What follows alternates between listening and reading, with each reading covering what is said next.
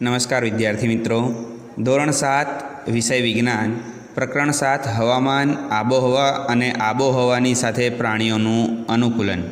હવે એની અંદર મેં તમને પાઠ ભણાવ્યો તે વખતે કેટલાક સવાલ જવાબ તેનામાંથી પૂછાઈ શકે તેની માહિતી આપી હતી અને તમને કીધું પણ હતું કે એ સવાલ જવાબ તમારે જાતે નોટબુકમાં લખવાના છે. તે ઉપરાંતના કેટલાક સવાલ જવાબ, તફાવતો, કારણો વિશે હવે હું તમને અહીં થોડીક સમજણ આપું છું. પહેલું છે હવામાન અને આબોહવા. અહીંયા તફાવત છે. તો કોઈપણ સ્થળની રોજબરોજની વાતાવરણની પરિસ્થિતિને હવામાન કહે છે, જ્યારે 25 વર્ષ જેવા લાંબા ગાળાના હવામાનના માળખાને તે સ્થળની આબોહવા કહેવામાં આવે છે. ત્યારબાદ બીજો મુદ્દો આપણે એવો લઈ શકીએ કે હવામાન સમયના ટૂંકા ગાળામાં બદલાઈ શકે છે, જ્યારે આબોહવા સ્થળ પ્રમાણે નક્કી હોય છે, તેથી ટૂંકા ગાળા માટે બદલાઈ ન શકે. ત્યારબાદ બીજો તફાવત છે ધ્રુવીય પ્રદેશ અને વિષુવવૃત્તીય વર્ષાવનનો પ્રદેશ. ધ્રુવીય પ્રદેશ એટલે કે પૃથ્વીના ઉત્તર અને દક્ષિણ નજીકના વિસ્તારને ધ્રુવીય પ્રદેશ કહેવામાં આવે છે, જ્યારે વિષુવવૃત્તીય નજીકના વિસ્તારને વિષુવવૃત્તીય વર્ષાવનો કહેવામાં આવે છે. ધ્રુવીય પ્રદેશ ખૂબ જ ઠંડી પડતી હોવાથી આ પ્રદેશો બરફ આચ્છાદિત હોય છે, જ્યારે વિષુવવૃત્તીય પ્રદેશોમાં ખૂબ જ ગરમી અને વરસાદ પડે છે, જેથી તે વધુ સંખ્યામાં વિવિધ વનસ્પતિ ઉગે છે. બીજો કેટલાક સવાલ જોઈએ તો એનામાં છે વૈજ્ઞાનિક કારણો. વૈજ્ઞાનિક કારણોમાં પહેલું છે ધ્રુવ પ્રદેશમાં વસતા રીંછ સફેદ રંગના હોય છે. મિત્રો, કારણ કે ધ્રુવ પ્રદેશ બરફ આચ્છાદિત પ્રદેશ છે, ત્યાં વસતા રીંછ ઠંડી સામે રક્ષણ મેળવવા માટે સફેદ વાળની રૂંવાટી ધરાવે છે. તેના લીધે તે સફેદ રંગના દેખાય છે. સફેદ રંગને લીધે તે બરફની સફેદ પૃષ્ઠભૂમિમાં સહેલાઈથી નજરે પડતું નથી. પરિણામે શિકારી પ્રાણીઓથી બચાવ થાય છે. વળી તેનો શિકાર પકડવામાં પણ તેને મદદરૂપ થાય છે. આ રીતના કારણ થઈ શકે, બરાબર છે. ત્યારબાદ છે ધ્રુવ પ્રદેશમાંથી શિયાળામાં કેટલાક પક્ષીઓ સામૂહિક સ્થળાંતર કરીને હુંફાળા પ્રદેશમાં આવે છે. ધ્રુવ પ્રદેશો બરફ આચ્છાદિત પ્રદેશ છે. ત્યાં 6 મહિના સુધી સૂરજ ઉગતો નથી અને 6 મહિના સુધી સૂરજ આથમતો નથી. આ ગંભીર પરિસ્થિતિ સાથે અનુકૂલન સાધવું જરૂરી બને છે. પક્ષીઓને જીવવા માટે, હૂંફ મેળવવા માટે તે જરૂરી છે.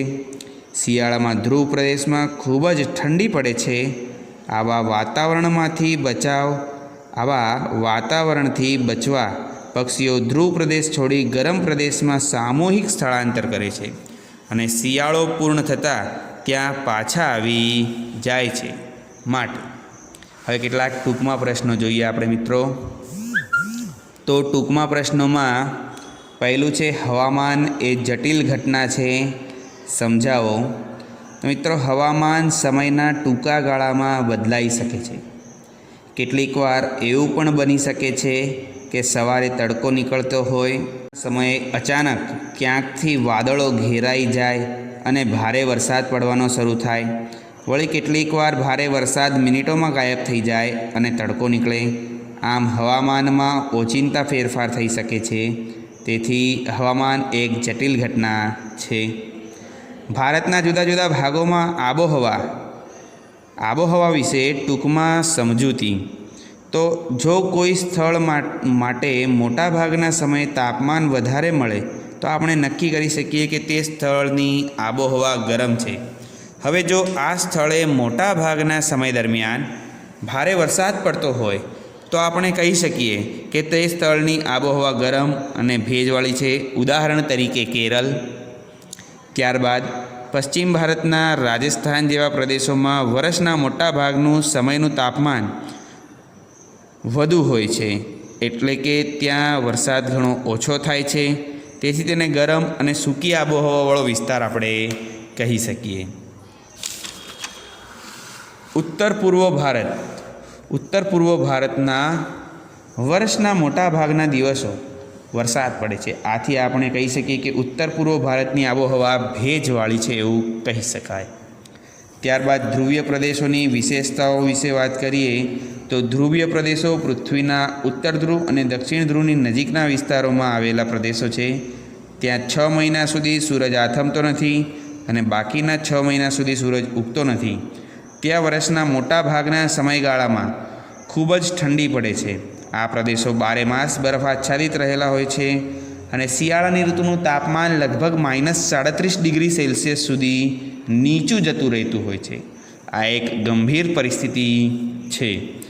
સાથે આપણે આ પરિસ્થિતિ સાથે અનુકૂલન સાધીને ધ્રુવીય પ્રદેશોના રીંછ, પેંગ્વિન, સીલ, રેન્ડિયર, વહેલ, કસ્તુરી મૃગ, બળદ, શિયાળ જેવા પ્રાણીઓ, માછલીઓ અને સાઇબેરિયન ક્રેન જેવા પક્ષીઓ પણ ત્યાં વસવાટ કરે છે. ત્યારબાદનો પ્રશ્ન, સામૂહિક સ્થળાંતર કરતા પક્ષીઓ વિશે ટૂંકમાં સમજાવો. તો ધ્રુવ પ્રદેશમાં રહેતા પક્ષીઓને જીવવા માટે હૂંફ મળવી જરૂરી છે.